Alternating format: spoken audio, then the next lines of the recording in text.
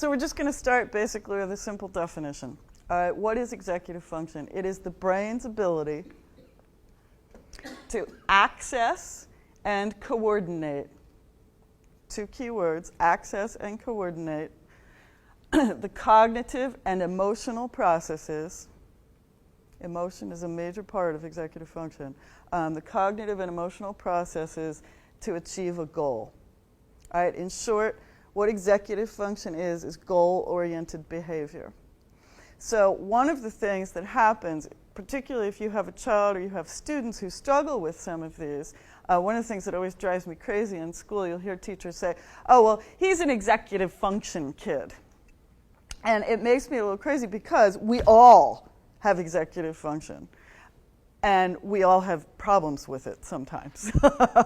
And so this definition is important because it covers achieving a goal is everything we do. From the time we wake up in the morning and get out of bed when our alarm clock goes off to the time we fall asleep at night, our executive function is engaged.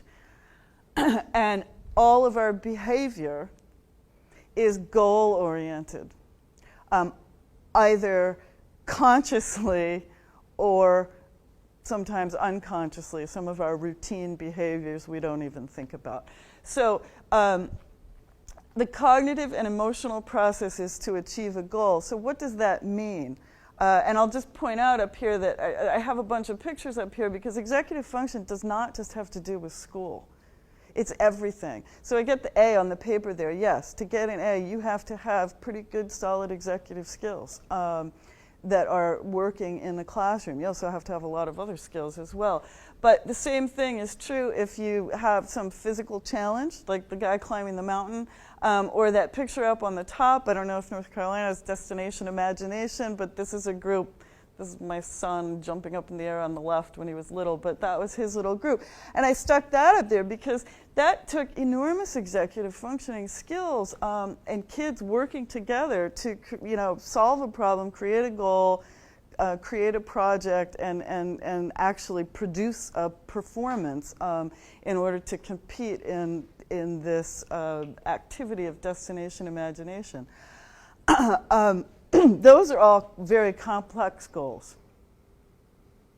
All right, but executive function also is required to take a shower, right? Tie your shoes, brush your teeth, get dressed. A lot of the things that we do almost without thinking on a regular basis.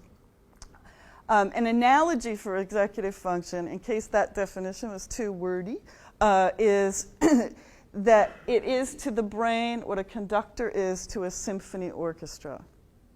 So if you go and you watch a production of music, you could have a collection of musicians sitting on that stage who are the best musicians in the world at what they do.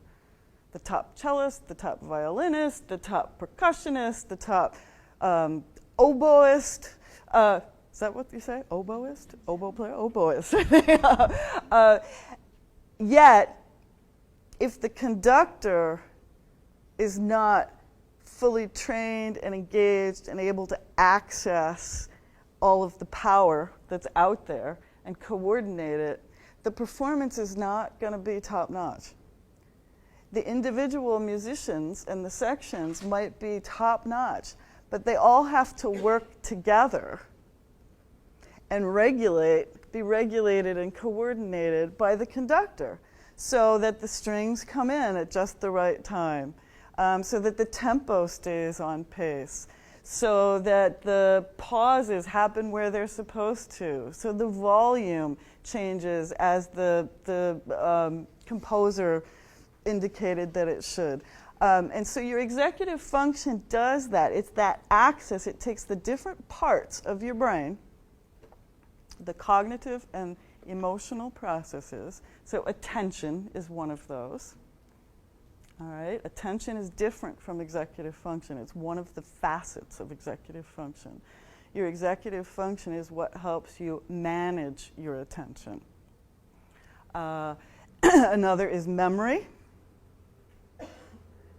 All right, your memory is a separate system. It's a cognitive system. It's also part of your emotional system.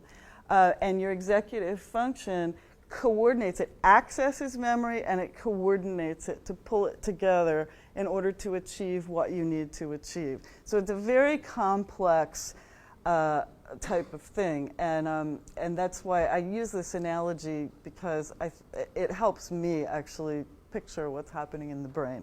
And a lot of people, when they talk about executive function, they do this. Right? Part of that is because your executive function is primarily located in the frontal lobes of your brain. Although it's a misnomer that that's where it is, executive function actually involves the entire brain. But the coordinating processes and the goal-oriented, having a goal and staying focused on a goal happens in your frontal lobes.